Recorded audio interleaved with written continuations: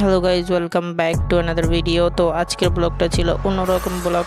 ভেবেছিলাম অন্যরকম করব, কিন্তু এমন একটা ভুল হয়ে যায় আমার তরফ থেকে, যেই ভুলটার জন্য হয়তো আমার ইউটিউব চ্যানেল এন্ড ফেসবুক হাত থেকে চলে যেত। তো চলো কি ভুল করেছিলাম দেখতে।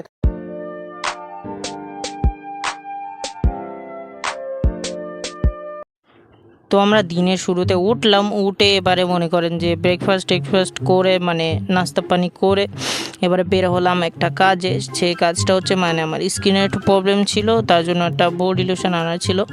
ইভেন আমার ছিল, সেটা শেষ হয়ে গেছিলো তার জন্য। তো তারপর আমি বেরিয়ে গেলাম। বেরিয়ে যাওয়ার পর ওইখানে কিছুক্ষণ মানে আমি যে দোকান থেকে ওষুধ নেব ওইখানে কিছুক্ষণ বসেছিলাম। ইভেন বসে থাকার পরে এবার আমি ওষুধ নিচ্ছিলাম, আরও কিছু ওষুধ নেওয়ার ছিল।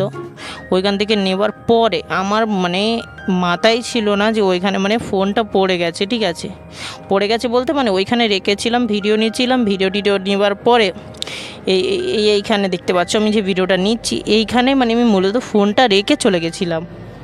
তারপর আমি যখন এখান থেকে চলে গেলাম, তার কিছুক্ষণ পরে আমার মনে হলো যে আমার ফোনটা মানে আমার কাছে নেই।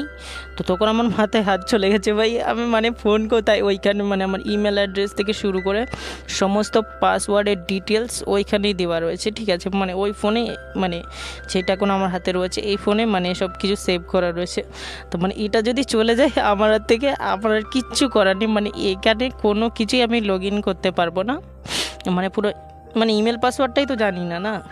তো তারপর ভাগ্যর বিষয় একটাই যে ফোনটা আমি পেয়ে গেলাম দিন শেষে। তারপরে ভিডিওটাতে আপলোড দিতে পারছি, তোমরা সবাই জানো। আর লোকটা একটু চেনা পরিচিত ছিল আমার।